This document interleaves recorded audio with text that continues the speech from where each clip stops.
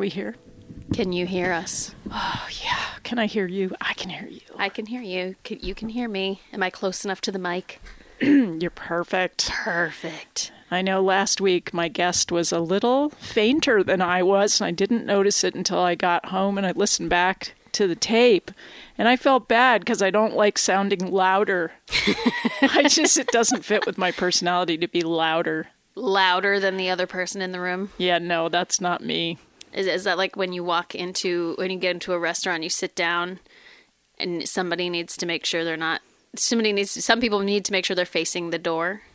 Oh, yeah, that's actually me. Yeah, I'm not surprised. Yeah, because usually that means that your back is to the corner or something like that. You just feel more comfortable that way.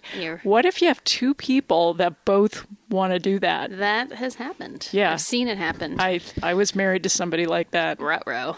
Yeah, every time we went to the restaurant, we both wanted the same seat. Red flag. I know. I didn't see it coming. That's a first date red flag right there. Well, guess how we dealt with it. You sat next to each other? No, I would just defer. Oh. Yeah. Just wow.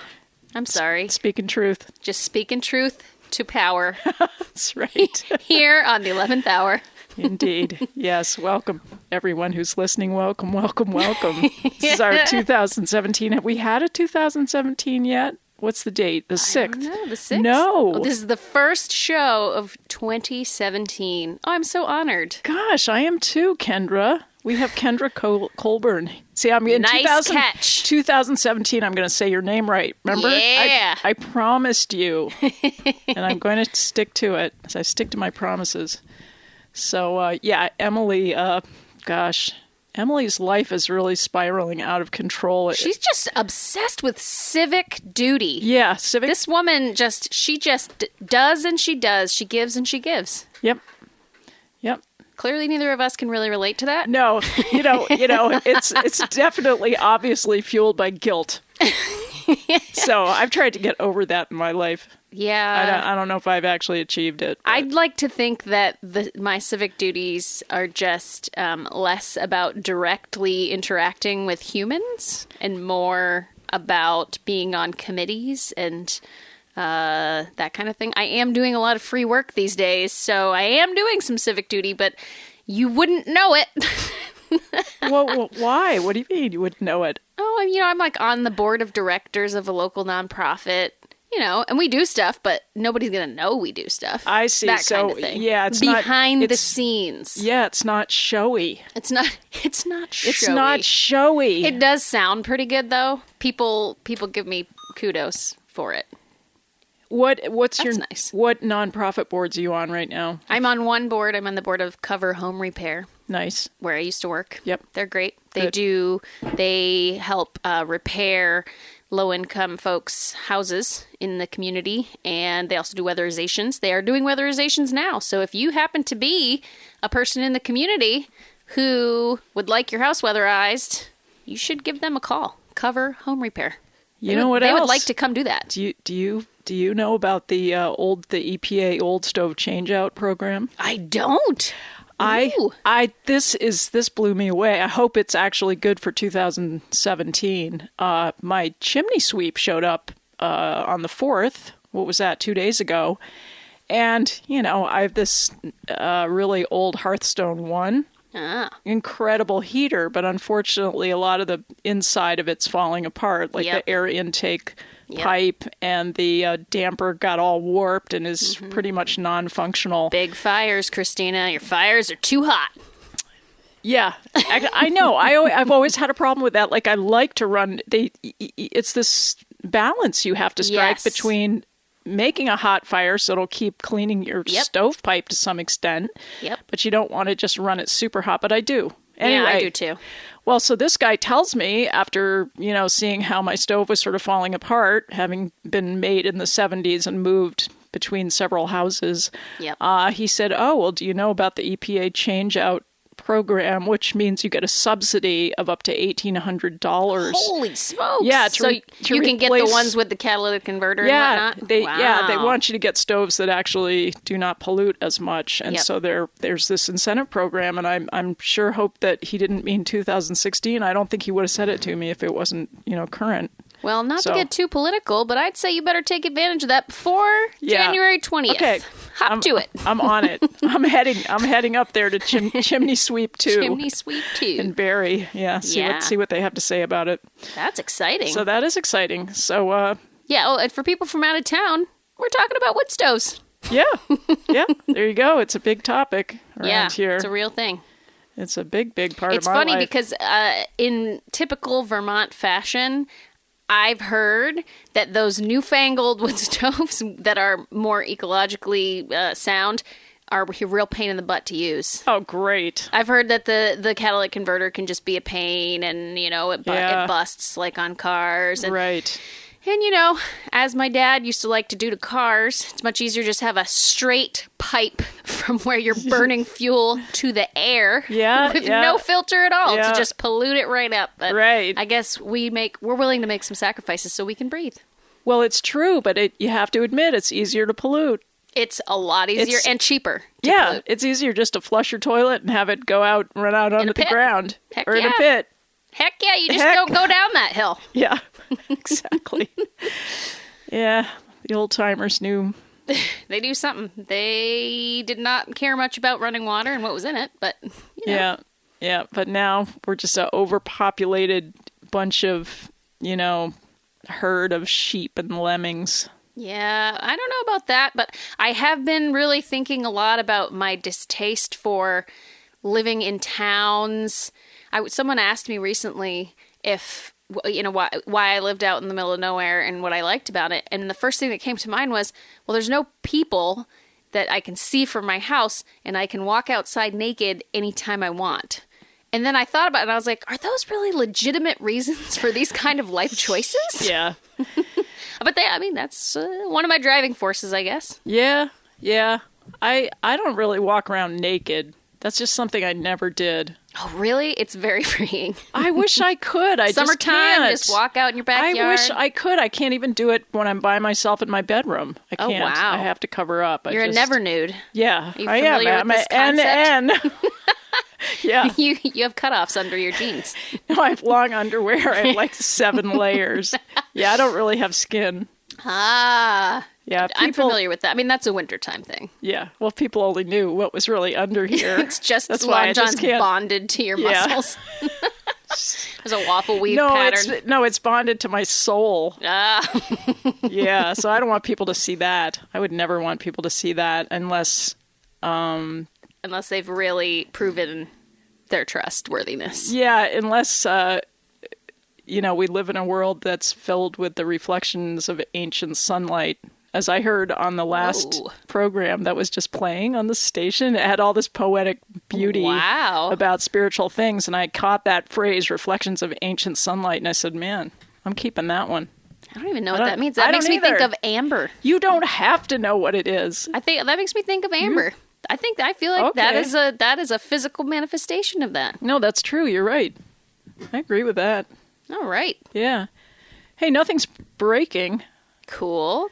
The show seems to be on the air as far as I can tell. I can't. There's no clock showing up on the computer screen over there. Yeah, that's a silly thing. I'm gonna touch the mouse and see if we can. Oh, gotcha. Like that. Sometimes it comes back, or something comes back, and then eventually it goes back to the screensaver, which has the big clock on it. Yep. Yeah. It does have a caution warning up there. Well, I know that's just to keep DJs on their toes. It's always up there. Not just faking you out. Yeah, they're always faking us out. They're always making us nervous. Like something's gonna go wrong because you're bad. Because you're basically bad. Yeah. Basically humans are bad. So, according to computers. Yeah. So yeah. So who are we? We're 11th Hour Radio, and we're on WFVR LP 96.5 FM, South Royalton Community Radio. Streaming live on I don't know what the website is. Oh, it's Royalton Community Radio. That's what it is. Dot community. No, I'm kidding you. I just. It sounded official. Yeah. I just let you know when I guest host, I like to say the call things because, I mean, when else in my life do I get to say that? Never. I mean, I guess I could, but nobody's listening. You can say it as many times as you want. And since we're on that subject, I just wanted to do this because I never do it. And since we just turned to the new year, I just wanted to thank the radio station for, letting us do what we do here on 11th Hour Radio, because it started as an experiment 3 years ago. And it's really been great. It's been a great mouthpiece for a lot of inane conversation. A lot of foo-fer-all. Yeah, foo-fer-all. A lot of tomfoolery. But I think people need some of that. Oh, gosh, yes. Yeah. I would agree. Just some strange conversation, that things that they might have said but they wouldn't or didn't, or somebody else said, and now they are happy about that. Yep. Because it's been entertaining for an hour. At least for the two of us. Yes, certainly. If we can entertain ourselves even for an hour, I feel like that sends something good out in the universe. I think so, too. I really do. But I have to admit that when I sat down this morning, because I usually sit down and just write a few notes about what things that we could possibly talk about, my brain was so very blank. Ah, interesting. I mean, deeply, deeply blank. I didn't write any notes, but I did on the hasty ride over here. I did already have a conversation with you about all kinds of things, so hopefully I can remember what those were. Fantastic. You have a good brain that way. Yeah, the things just come up, and then the problem is if I don't write them down, sometimes I do forget them, but I have a lot of imaginary conversations, so I have good practice I with love that. Well, you can start an imaginary conversation with me right now, and, Sorry you guys can't hear it, but it's happening. Yeah. Simultaneously. Exactly. Yeah, so I do have some possible topics for Personal Growth Friday. Oh, Personal Growth Friday. Which I you have started. Plenty of those. You started that. Yeah. And I love every it. day is Personal Growth Day for me. Well, I know. So why not just pick one day and say we're going to try to... I'm going to crack this nut called life. Exactly. We're going to look back on the week and see all the things that failed. In fact, all the things that failed going back even 365 days. Yeah. Oh, that's a good one. Reflectiveness. Yeah, it's the first show of the year. Nice. Yeah. Like you said you didn't have anything. Well, it's a whole theme. You know what I mean. Well, I'll tell you one. I thought about it when I was brushing my teeth this morning. Yeah. Because a friend of mine was talking about how she's in law school and she's waiting for her grades to come out. And she said, I'm super anxious. This is my third year of law school. Am I ever not going to be anxious? Anxiety. That was on my list. Yeah, actually, I've had bad anxiety this week too. But and I thought about what she said, and I thought, no, you're not ever going to stop being anxious. I'm always waiting for that time or that event that's going to make me stop having these unpleasant feelings. And the older I get, the more I realize they never stop. I just get mildly better at dealing with them, or at not letting them control what I do. And I was thinking about it, and I was thinking, oh, God, all these personality flaws I have and things I freak out about, I want to work on finding them more charming. Oh, yes. Finding our own personality flaws more charming than distressing. Because generally, nobody else really cares, unless they're really big ones, in which people are going to tell us. Well, yeah. I had this on my list that we should be our own best friend. Yeah. I find my best friends super charming. I find all their weird little foibles super charming. Yes, exactly my point. Yeah, well, the thing for me, the thing about anxiety that is most distressing is that it seems to cut you off from your feelings of your good feelings, like love. Like you can't feel love. Yeah. And you can't feel loved when you're feeling anxious. I mean, you can't even really, you're not acknowledging, or you can't acknowledge or get to the presence of love in your life, even if it's all around you. Yep. That's just not right. Nope. It's just not right. It's sort of like it's short-circuiting your nervous system and numbing you. I wonder if it physiologically is short-circuiting your nervous system. I think it is. It feels electrical to me. It feels very much electrical. Because I know a lot of the, a lot of tools to deal with anxiety involve calming your physiological system. And exactly. that can calm your mind. Yes, I did a little short list of just off the top of my head a few things that I do when I get anxiety, because I do, and it comes on. I don't know what brings it on. I don't. It just sometimes it's just kind of hanging around the edges, and you feel it. You feel it coming, so you go, Don't want to go into that no man's land. So okay, what do I do? Well, sometimes if it's daytime, I go outside with a camera. Oh, I like that. Yeah, and I just look around, look through my lens, because there's something about that kind of distances you from your life in a good way. In a good way, it makes you appreciate some of the beauty around you. So that's one easy idea. I've also gotten into this thing where I have found some news channels on the internet with really friendly, smart news anchors.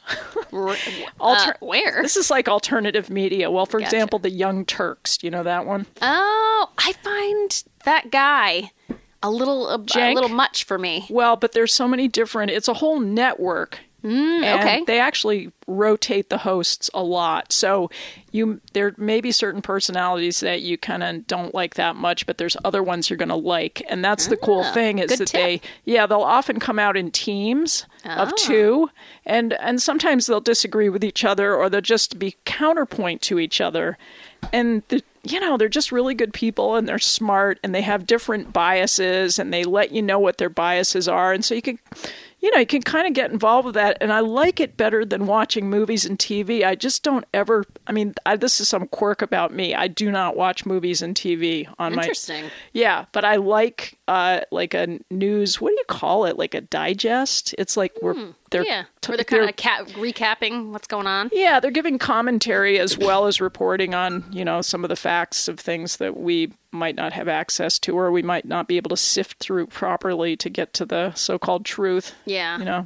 I bet that's a little more uplifting than Democracy Now!, which I feel a deep necessity to be paying attention to and listening to, but frankly, it makes me more anxious. That is my part-time go-to news program. Yeah. I'll go there for certain things. Like yesterday, one of my favorite journalists was on that show, was on Democracy Now!, Glenn Greenwald. Oh, Glenn Greenwald. And he gave a great, he's so incisive. He just went right through the whole, so-called Russian hacking thing, and the Washington Post, and the real transgressions of the Washington Post as far as, fabricating news. Wow. Which we now like to call fake news. I'm checked out of this whole fake news situation. I've got people, I'll be honest with you.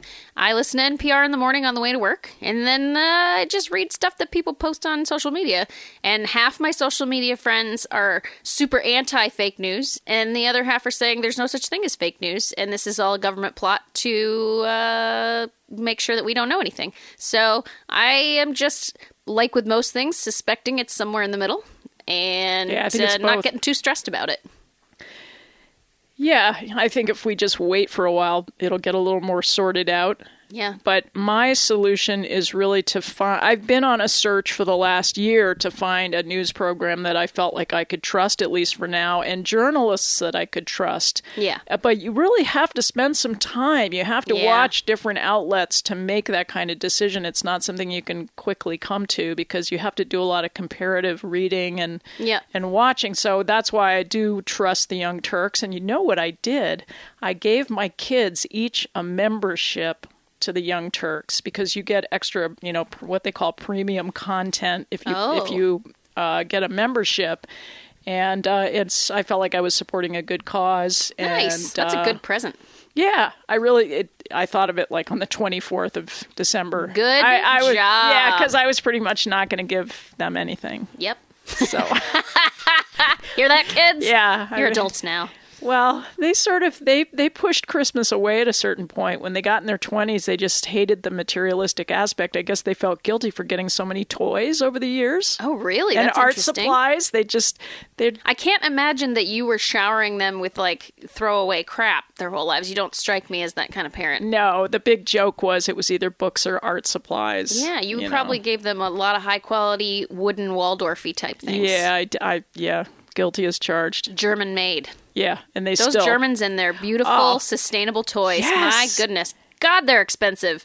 I know. But they last a long time. Yes, you buy it. And you pass it down. Yeah, and you pass it down and it can go for generations. And I think, those toys that came to me that way, well, I shouldn't say that I have immigrant parents, so nobody, I didn't really get anything like that, except I got this beautiful old copy of Alice in Wonderland that my mother brought over from England. Oh, nice. Kind of a rare book thing. Yeah, I had one of those too. Actually, my grandmother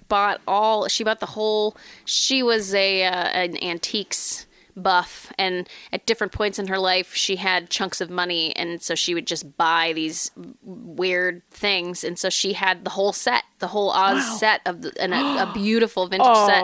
And I remember at one point I didn't see her much as a child because she wasn't a great person, but I did get Alice in Wonderland, and it's gorgeous. I still have it. Do you have the Oz? I don't. My sister has a bunch of the Oz books. Yeah, I like those too. That's a crazy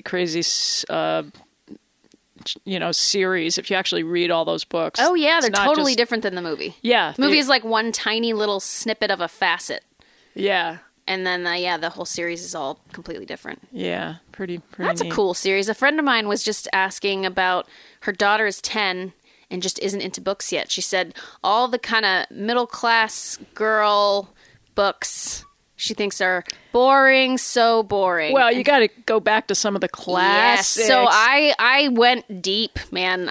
Deep cuts. I still have some of these books on my shelves, and I said, as long as she doesn't mind reading books that were written in 1940, here is a list. I'm telling you, the 40s and the 50s were really a heyday for children's books, I think. Yeah. Very, very interesting kind of... In fact, we have a very famous children's book author who lives in Randolph, who some people might have forgotten about the book, but it's a book that I grew up with called The Pushcart War. Oh, I read that as well. Yeah, well, Ronnie Solbert illustrated it. Who knew? And her partner, Jean Merrill, wrote the book. No way. Yes. I forget what it was even about, but I can vividly remember the cover and where it was on the shelf in my 4th grade classroom. Miss Bowler. There you go. What was it about?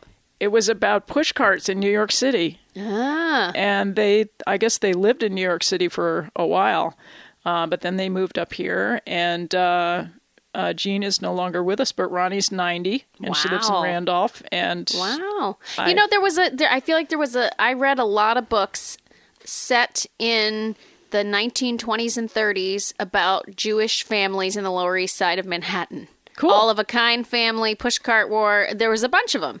And it's really, I grew up in rural Vermont. I didn't know anything. So everything all my attitudes about the world were formed by all these books I was reading. Did you read A Tree Grows in Brooklyn? I never read that. Yeah, read that one now because that's actually... a lot of people's favorite book.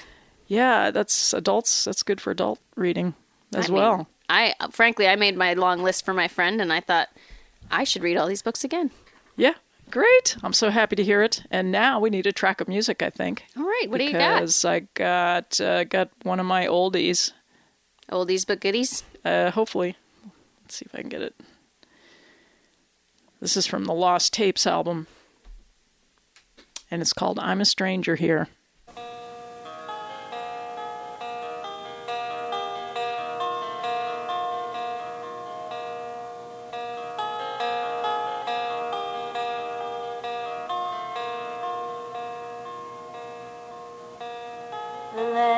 Lost here, a sacred ghost cries here.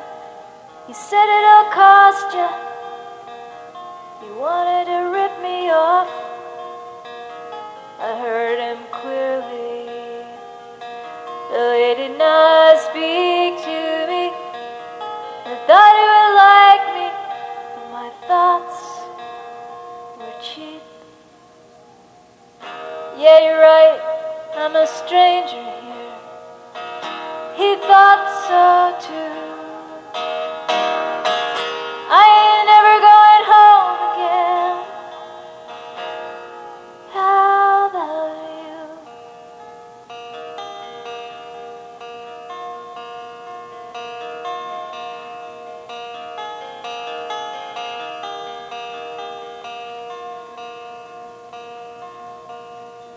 $32 to fix my car in a northern Montana reservation body shop. I saw the sky. White woman, you piss me off. I drove into the sunset. He was his own boss. Yeah, you're right, I'm a stranger here. He thought so too.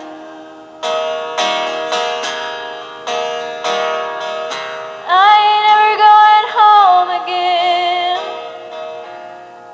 How about you? How about you?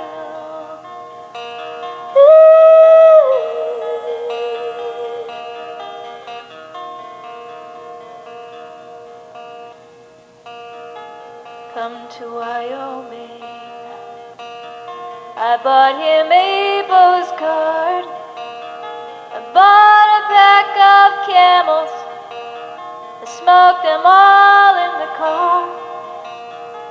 Just an old canyon and a roadside bed.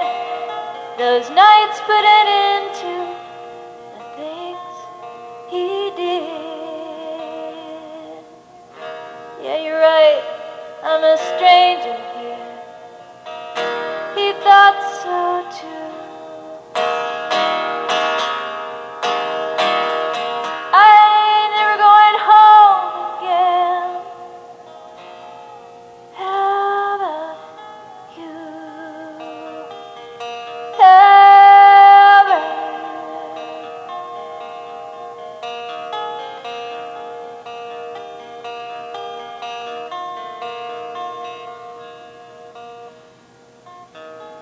It was a hard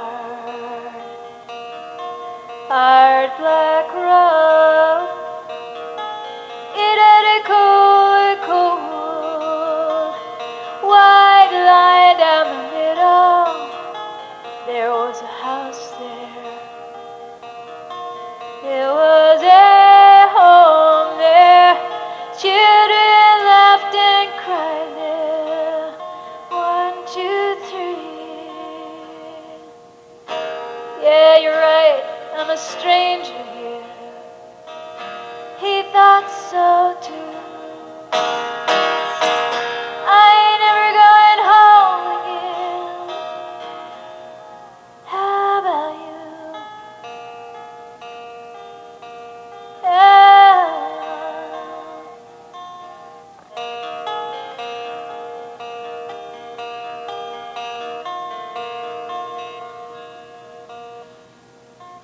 The one in the photo, she was very discreet.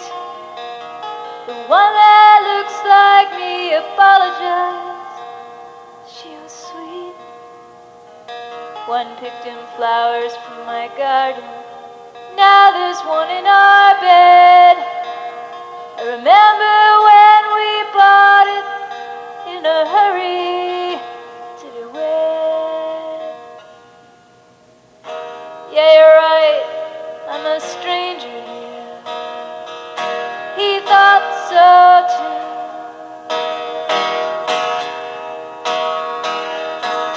I ain't never going home again. I ain't never going home again. I ain't never going home.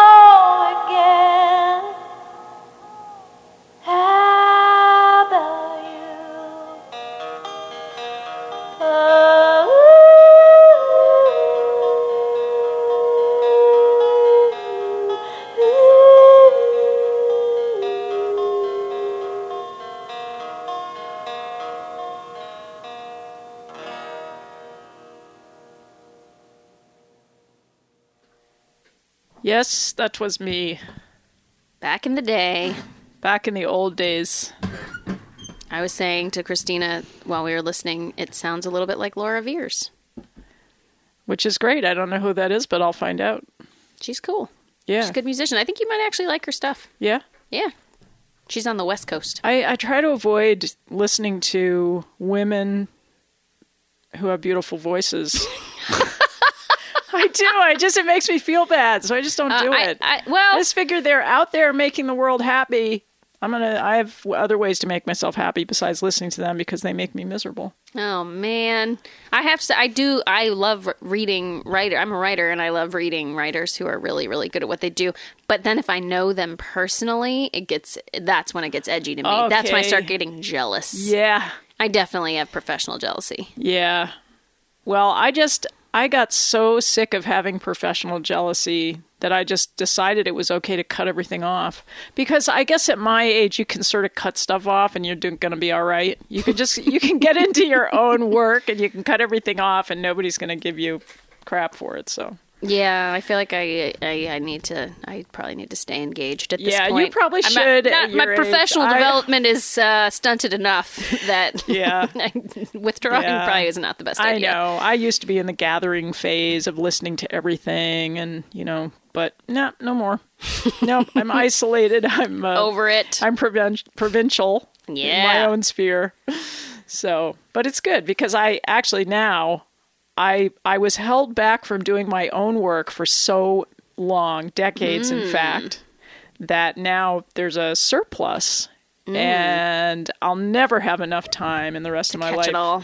Yeah, but I have so much to say, and that was actually one of my topics. Let's see, what was it? It's kind of ringing a bell. So you'd say I sat down this morning to think about what to do. I had a blank slate and... Audience, Kristina is looking at a 3-page printed document full of topics. Yeah, but what are the topics? Look, here's a topic. Speaking of fake news sources, 11th hour radio. What do you think is at the top of this? Don't trust it. This is how much I was scraping the bottom of the barrel. The top of my list says tacos. And here's the question that I'm going to pose to my co-host. Did you see the video of the astronaut trying to make a taco in zero gravity? No, but that sounds amazing. I thought you might like it, but I tell you, that's really how bad it's gotten for me. Wait, so what was the topic about? I interrupted you. What was your topic about having too much to say and too many creative things to do? Ooh, here comes the train. Sorry, when the train comes, Emily will tell you when the train comes, I just get paralyzed. I noticed they cut a tree down and now I can see the train. I just saw... Did you see it? The Amtrak, yeah. I see it out of this window. I saw it out of that one. You see it out of that one. Folks, it's wild in here. Yeah. There's a train going by. It stirs my soul. I know. I kind of wish it wasn't just the Amtrak. The Amtrak to me is like not quite as romantic like a freight train. As a freight train is. There are freight trains, I think, that come by. I've seen them. I think so. I've never seen one. Haven't I been maybe stopped? I have. I feel like I'd been stopped by one down by the Fox stand, but maybe I'm making that up. I don't know. Maybe. I guess we've lived here a long time. Yeah. It could happen. Yeah. Oh, here it is, 2017, let nothing get in the way of my work and my mission. My mission is to communicate what is in my heart. So that's my mission. And so this year we're just not going to let anything get in the way. So what does that mean? What does that look like to not let anything get in the way? I ask as a student of this point because I definitely need to study it. Yeah, it just means that when somebody asks you on a date, you say, sorry, I got a song to write. Crap, I got a date tonight. Well, no. You are failing. It's only the 6th. It's okay. You can fit them in. You can fit them in a way that feels balanced. That's all. It's it's really about creating balance and... not overloading. Yeah, and it's beautiful to be in loving relationships with people. I'm not trying to suggest that we don't do that, but I just think that when you have a mission and you're driven by it, just don't let stuff get in the way, because the people that really love you will understand. Yeah. How you got to get to your work, and sometimes for me, I have to spend days and days just by myself. Yeah. To get into my rhythm, and that's the thing. I'm realizing that for myself as well, that I've been pushing hard to do different kinds of work, even though, I love the outdoor work I do. I like a lot of the things I do, but I've been pushing to do more head work, more thinking and writing and that kind of stuff. And I realized I have some of that right now. It's part of my anxiety this week. And I realized, oh crap, this pays more, but I need longer to do it because the actual work itself only takes a few hours, but all the weird emotional stuff around it to be creative takes a lot longer, and I need a lot of space for that. I always liken it to the dog that goes around in a circle for 10 minutes before it lies down. Oh, yeah. That's how I feel before I actually sit down and start, set the pen to paper or pick up the guitar and lay down the first track. Yep. I had one of those days this week where I had a ukulele song that I'd been working on. Well, I hadn't been working on it. What happened was last spring, I put a few chords together on a ukulele, and my friend said, "Oh, that's really nice." And I said, could I take the ukulele home with me and so I've been having this ukulele and haven't touched it for basically, 6 to 9 months. And then but I knew. Yep. It was there. He was nice. He didn't ask for it back because he knew. That's really nice. Yeah. He was really patient with me. And the other day I picked it up I had written down on a scrap of paper the chord progression with these little scrawling diagrams. I don't even read music, so it's just these weird little hieroglyphics, but I deciphered them and I got back to where it was. And then I ended up unrolling this whole incredible composition with different parts and different instruments. Wow. And I called it The Blue Waters of Crete. I mean, it just all came together. Yeah. It just needed to percolate. It did. It needed to gestate. Yes. And then, in a 24-hour period, the whole thing just went flump like a cake. It just came out of the oven and there it was. It was baking. And, it was pretty amazing experience. And, but that's in between picking up the ukulele last spring and doing this. There have been so many days of just, showing up for work and not feeling inspired. And that was the other thing, is that I feel like you have to just show up. Yeah, it's that for me, it's thinking about the balance between trust that it's going to happen and discipline. Yes. To make sure it happens. And I think I need to work on the discipline piece. Just showing up and doing something else then, but you do have to show up over and over and over in order to build whatever that is the cooling rack for your cake. Exactly. But you also have to temper the tendency to feel guilty or self-abnegating. Is that the word? Where you put yourself down because you haven't produced. Yeah. So that whole idea of discipline, you need to be disciplined when the time is right. You need to have practiced your craft to the point where that discipline is available to you. It's not on a particular time frame necessarily, but when it's time to get to work, you just got to get down to work and just do it. Yeah. So, and it's fun. And then it's fun. I mean, it's fun. It's hard work. There's a lot of trepidation kind of mixed in with the excitement and the thrill. I was going to ask you about that because that's what I've been really noticing, is that there's an edge of anxiety to that kind of project. And this is separate from a paid project, because most paid projects, you do not have the time luxury to just let it grow. You have to produce. Yeah. But so with a creative project that's just for you, I find there is a little edge of anxiety underneath, because you're like, well, what's going on in there? When's it going to come out? Yeah, you constantly... What's it going to be? Well, you constantly have this sort of fear of failure that's built into the process, and you have to, just like they say in meditation, you have to see that idea floating by and just put it to the side. Yeah. It's not going to go away, but you just say, well, okay, this could fail, flop. But it's okay because I'm going to follow this wherever it goes. And I mean, there's anxiety that paid work that we do that's similar. It's good practice. I like the fact that people pay me to produce stuff, and that I have to show up for work and I have to attack it in a very pragmatic way to get the job done in a good, in a timely fashion, because that's good practice for when I actually sit down and do my own work. I kind of have, I've just built up some musculature for that activity. So muscle memory. Yeah. Yep. We're mixing our metaphors here, but I think you all understand what we're saying. Yeah. I know. It kind of reminds me of all those winter coats sticking to my soul.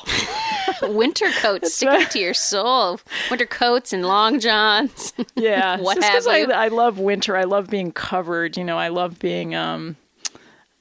there's something about it. I love being hidden. How do you feel about down comforters?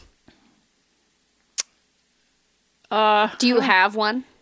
I think, I do. I think I'm actually using one now.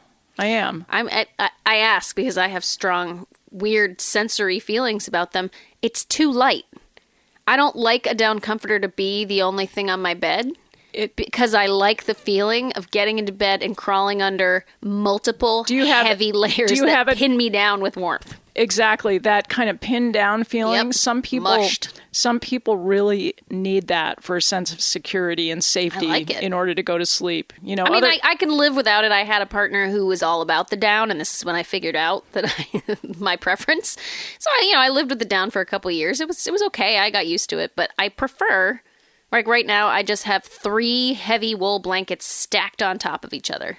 And I like that. Just going back to the down for a second, was there a duvet cover? Yep. Well, actually... Duvet? The duvet. Well, how do you say it? Jojoba duvet. It's duvet. It's jojoba. It's French. Jojoba. Jojoba. Does it matter? Does it matter? D'oeuvres. I don't know. Hors d'oeuvres. Why does it matter how we say stuff? I don't think it really matters. I bet British people say duvet. Duvet. I feel like they intentionally mispronounce French words just to mess with the French. Yeah, I'm sure. I have a feeling. Yeah. But it is duvet, in deference to our French-Canadian neighbors.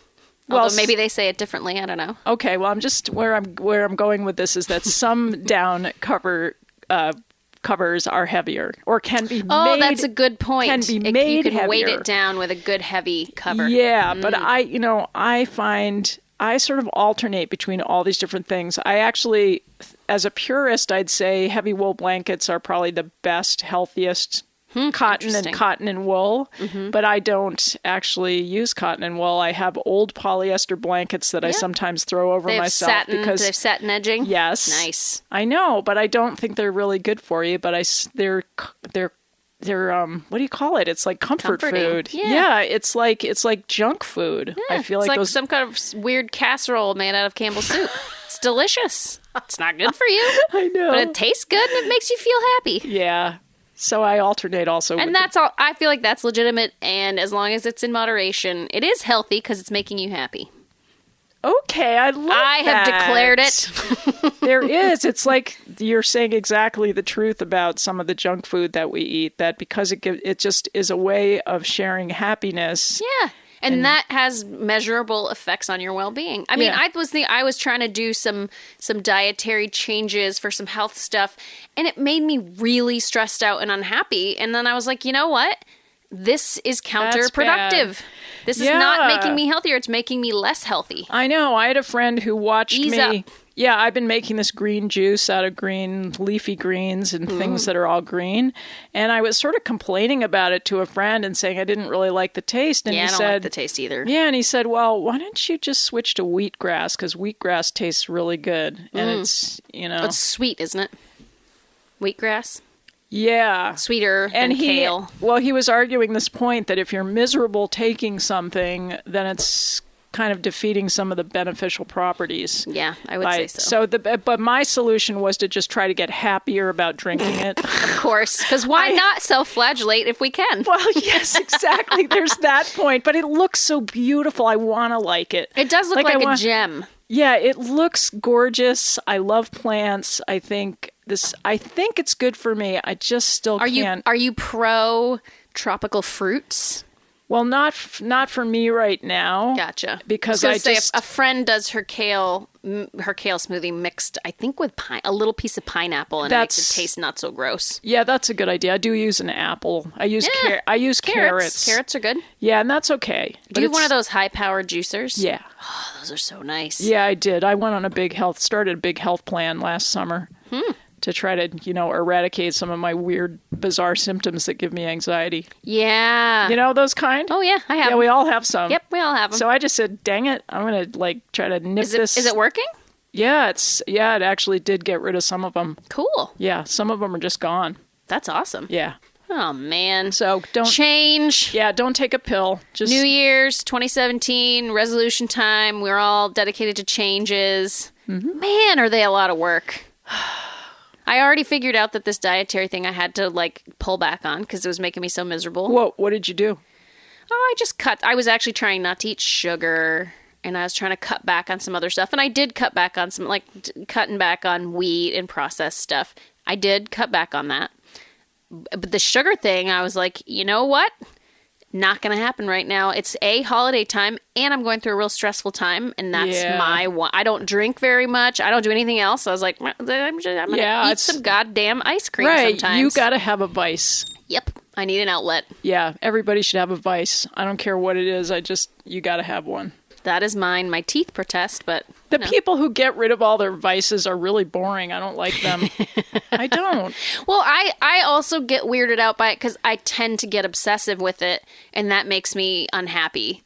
And it's a fine line for me between a reasonable change in my life and thinking about what I'm eating 24 hours a day. Yeah. I do not like that. It makes me boring. I bore myself, and it makes me really anxious. So yeah, I'd say if we took stress out of our lives and we stopped taking so many pills and we just did more natural stuff, that in and of itself would be a lot.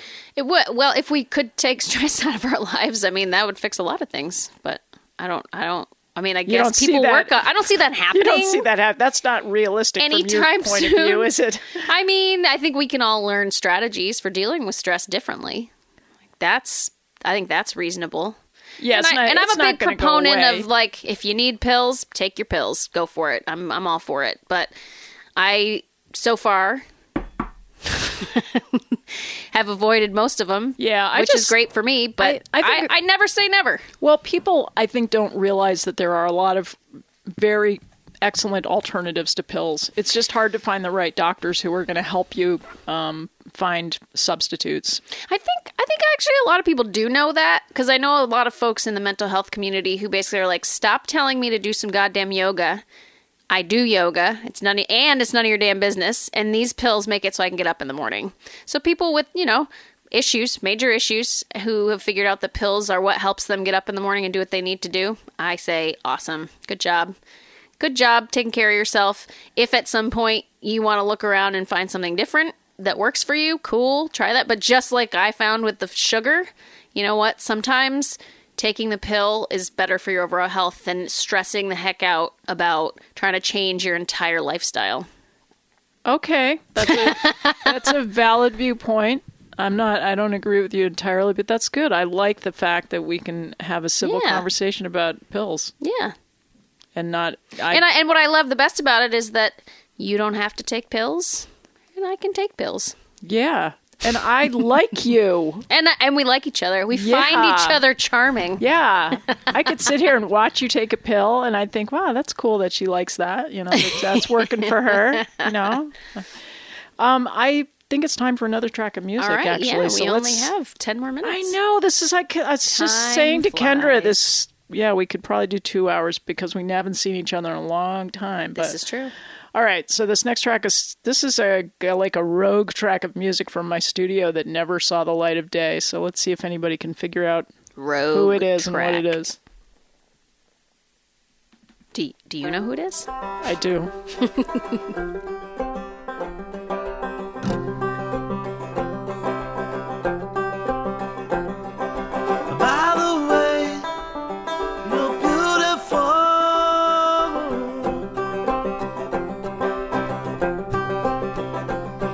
Must have been in love 1,000 times before. I can see your spiral start to climb. Did you align the stars just for tonight?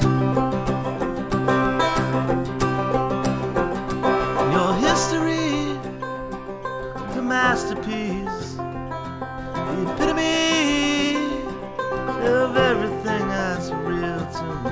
I can see the galaxies on fire.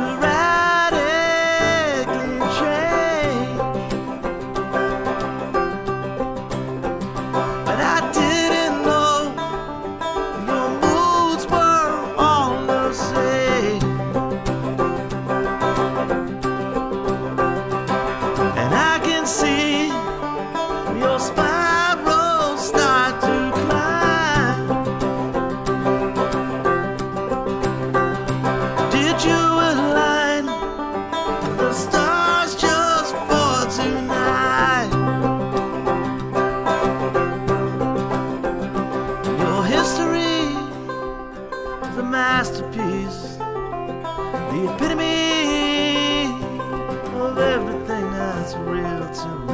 I can see your galaxy's on fire.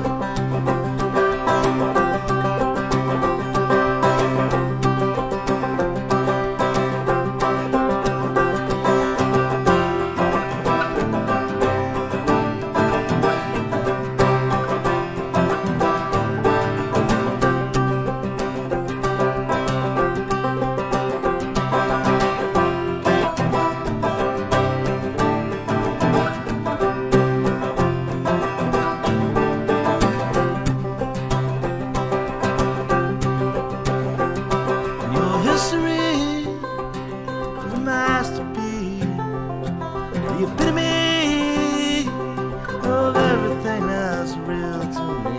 I can see your galaxy's on fire.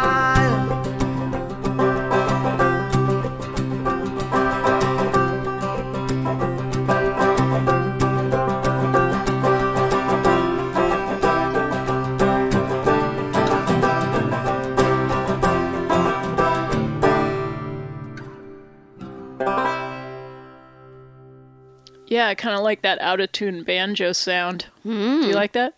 I like the banjo. Frankly, I didn't notice it was out of tune.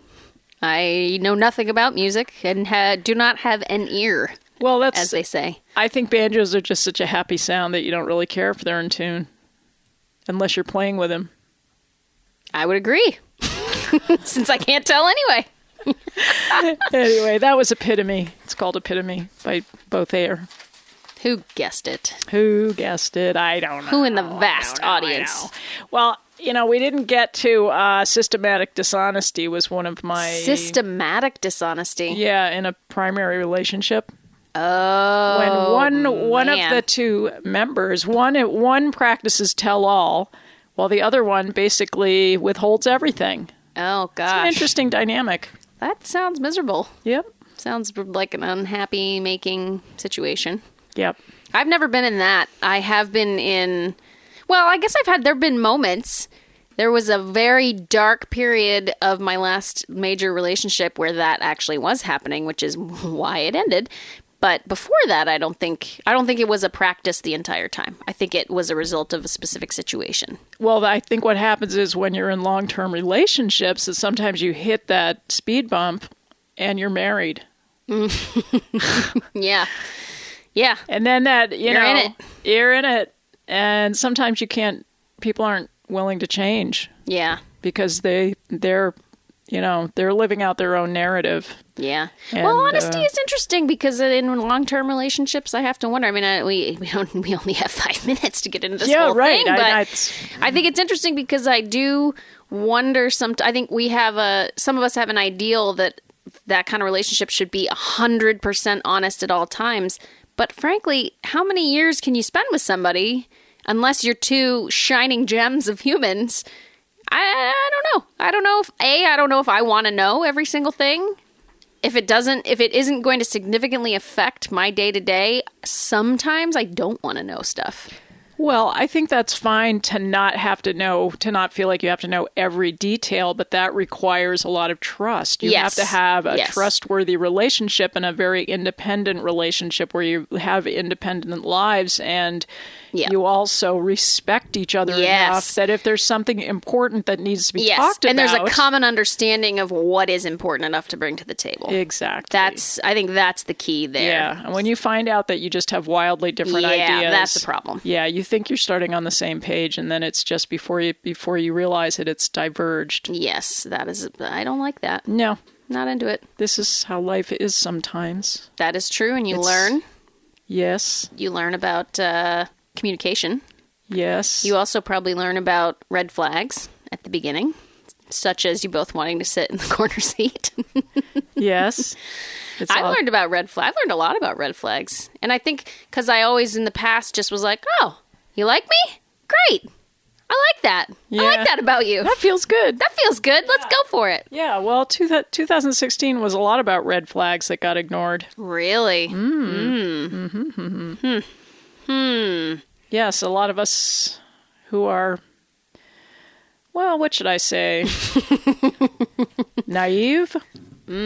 Trusting. Yes. We see the red flags go by and we wave. Look at that. It's a bright color, cheery. Yeah. Yeah, I'm working. I definitely have my share of red flags in life, and I've gotten better at seeing them. I'm working at seeing them and acting on them.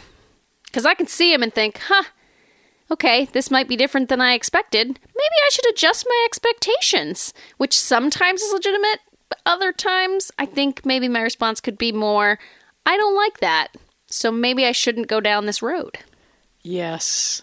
Yes, and that gets back to just focusing on your work. Yeah, getting your work focusing done. on your work. Not going through all these mental contortions to try. If you're in a relationship where you have to go through all these mental contortions, it's not right. How hard is too hard? Yeah, you should be able to be supported to focus on your work. Oh, yes. And, that I definitely agree with that. Mm-hmm.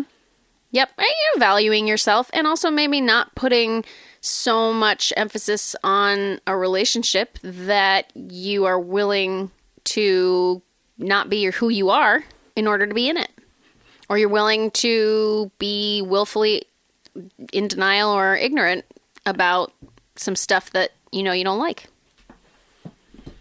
Right on.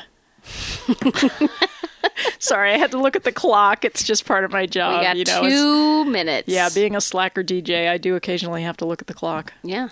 Yeah. What's up next on old WFVRLP, South Royalton Community Radio? Yes. And streaming live on the internet and being listened to within how many town radius? 5? Here and there. Here and there at 96.5 FM. I can get it up in Chelsea.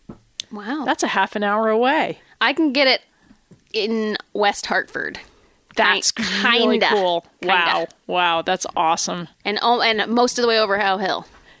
Okay, well, I think we do have to sort of say goodbye. Thanks, guys. Yeah, thanks for listening. We've had a great time. I've been here with Kendra Colburn. I'm Kristina Stykos. You've been listening to 11th Hour Radio.